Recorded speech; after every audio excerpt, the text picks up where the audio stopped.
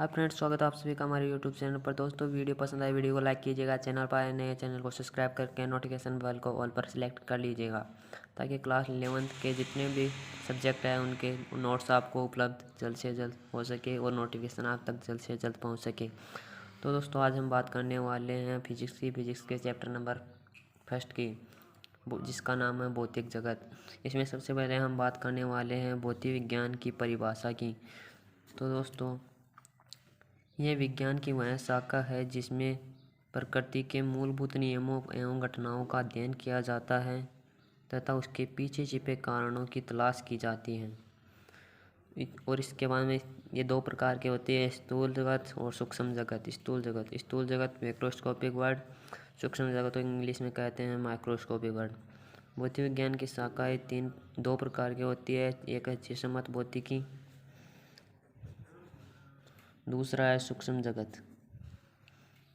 पहले स्थूल जगत, सूक्ष्म जगत, इसके बाद में चित्रमत भौतिकी और दूसरा है आधुनिक भौतिकी। चित्रमत भौतिकी में हम परंपरागत सिद्धांतों का अध्ययन करेंगे और आधुनिक भौतिकी में हम नवीन सिद्धांतों का अध्ययन करेंगे। इसके उदाहरण हैं यांत्रिकी, प्रकाशिकी, ध्वनि विज्ञान, ऊष्मागतिकी। और इसके बाद में आधुनिक भौतिकी में हम उदाहरण है नवीन सिद्धांतों का अध्ययन किया जाता है और नाभिकीय, प्लाज्मा। हम यांत्रिकी में क्या पढ़ने वाले हैं, तो इनमें हम उन कणों का अध्ययन किया जाता है जिनका वेग प्रकाश के वेग से कम हो, यानी कि v वेग बराबर 3 × 10⁸ मीटर पर सेकंड हो। उसके बाद में हम बात करने वाले गति के बारे में। तो गति तीन प्रकार के होते हैं, एकविमीय गति, द्विविमीय गति और त्रिविमीय गति। स्थिर प्राचीर क्या है? पदार्थ के अंदर स्थायी रूप से उपस्थित तत्व है। ये तीन प्रकार के, द्रव्यमान, घनत्व और आयतन। गति प्राचीर क्या है? गतिशील अवस्था के घटकों के बारे में अध्ययन करेंगे। तो आपको इनको भी याद करने की कोई ज़रूरत नहीं, वैसे इनके नाम आपको याद रखने हैं। तो यह वेग, विस्थापन, त्वरण और संवेग। उसके बाद में विद्युत चुंबकीय भौतिकी, विद्युत व चुंबकीय क्षेत्र का विस्तार का अध्ययन करेंगे। इसमें हम आवेश एवं आवेश के प्रकार एवं गुणों के बारे में जानेंगे, आवेश की प्रमुख विधियों के बारे में जानेंगे। इसमें चाल के बारे में पढ़ेंगे, पर्यवेक्षण और घर्षण के बारे में हम अध्ययन करेंगे। अभी आपको कुछ भी समझ आया तो कोई बात नहीं है, आप सेकंड चैप्टर है उसमें सब कुछ समझाया जाएगा। यह कि यह समझने वाला पार्ट नहीं है, इसमें केवल हेडिंग याद करनी है आपको। तो चुंबक के प्रकार।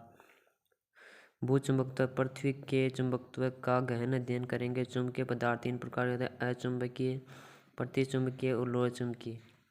उसके बाद में हम बात कर लेते हैं तरंग गति के बारे में। तरंग गति की संकल्पना को पढ़ेंगे। तरंग गति के प्रकार, तो प्रकृति के दो प्रकार होते हैं, अनुप्रस्थ तरंगे और अनुदैर्ध्य तरंगे। परगामी और परगामी तरंगे। तरंगों पर आधारित उपकरण कौन कौन से हैं? तो अनुनाद नली, सौरित नली, सोनोमीटर, आर्गन पाइप। उष्मागतिकी में हम उष्मागतिकी के बारे में पढ़ेंगे। उस ताप की संकल्पना को पढ़ेंगे, उष्मा की संकल्पना, एंट्रोपी की संकल्पना। उसमें नियम कौन कौन से हैं? तो उष्मागतिकी का प्रथम नियम, शून्यांकी का नियम और द्वितीय नियम। उसमें प्रक्रम कौन कौन से? समतापीय प्रक्रम, समआयतनीय प्रक्रम, समतापीय प्रक्रम, रुद्धोष्म प्रक्रम। तो दोस्तों, जो भी आपके कोई दोस्त हैं 11th क्लास में, तो उसके पास ज़रूर शेयर कीजिएगा। आपको हर चैप्टर वाइज, हर क्लास 11th के हर सब्जेक्ट के नोट्स मिलने वाले हैं, तो जल्दी से शेयर कर दीजिए। उसके बाद हम बात करने वाले हैं ऊष्मागतिकी के बारे में। इसमें आ जाता है इंजन दो प्रकार के होते हैं, अयस्मीय इंजन और कार्नो इंजन। प्रकाशिकी क्या है? प्रकाशिकी की संकल्पना को पढ़ेंगे। तो दो प्रकार की होती है, तरंग और कण। प्रकाशीय उपकरण दर्पण, लेंस, प्रिज्म, सूक्ष्मदर्शी, दूरदर्शी के बारे में पढ़ेंगे। उसके बाद में आ जाता है हमारा लेंस दर्पण से बनने वाले प्रतिबिंब, आभासी प्रतिबिंब और वास्तविक प्रतिबिंब। आपने 9th क्लास में पढ़ा होगा, ये दो प्रकार के प्रतिबिंब होते हैं। उसके बाद में हम बात करेंगे मानव नेत्र पर। तो मानव नेत्र की संरचना को पढ़ेंगे और विभिन्न दोष कौन कौन से उनके बारे में पढ़ेंगे। निकट दृष्टि दोष, दूर दृष्टि दोष, जरा दृष्टि दोष, अबिंदु कला दोष। उसके बाद में हम आ जाते हैं हमारे नए टॉपिक पर, प्रकाशीय उपकरण की क्षमता। तो प्रकाशीय उपकरण की क्षमता दो प्रकार की होती है, आवर्धन क्षमता होती है और विभेदन क्षमता। आधुनिक भौतिकी। परमाणु भौतिकी के बारे में अध्ययन करेंगे। परमाणु की संरचना, आकार, त्रिज्या का अध्ययन करेंगे। परमाणु संरचना के संबंध में मॉडल पढ़ेंगे, जिसमें हमारा पहला आ जाता है थॉम्सन का मॉडल, रदरफोर्ड मॉडल, बोहर का मॉडल और सोमरफेल्ड का मॉडल। दोस्तों इसके बाद में हमारा आ जाता है नाभिकीय भौतिकी। नाभिकीय भौतिकी का आकार, संरचना, त्रिज्या पढ़ेंगे। इसकी त्रिज्या होती है 10⁻⁻15 मीटर, यानी 10⁻⁻15 मीटर। नाभिकीय भौतिकी, इसमें हम रेडियो एक्टिवता के बारे में पढ़ेंगे। रेडियो एक्टिवता 3 प्रकार की होती हैं: अल्फा, बीटा और गामा किरणों का उत्सर्जन। नाभिकीय रिएक्टर की ऊर्जा विद्युत ऊर्जा कैसे बनती है, उसके बारे में हम अध्ययन करने वाले हैं।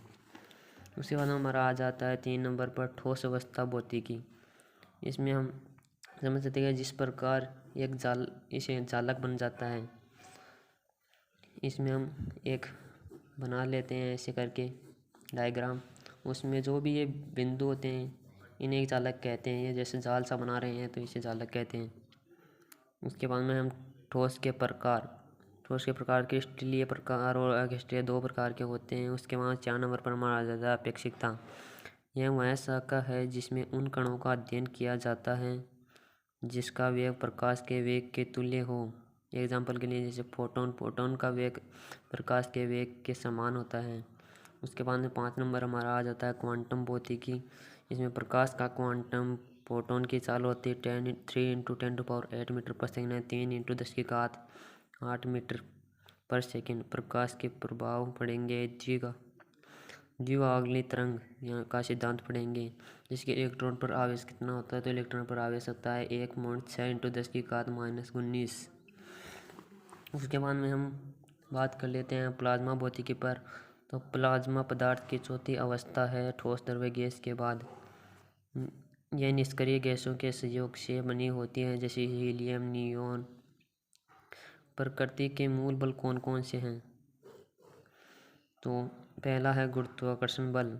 न्यूटन के अनुसार 2 कण जिनमें द्रव्य है परस्पर आकर्षित करते हैं उसे गुरुत्वाकर्षण बल कहते हैं।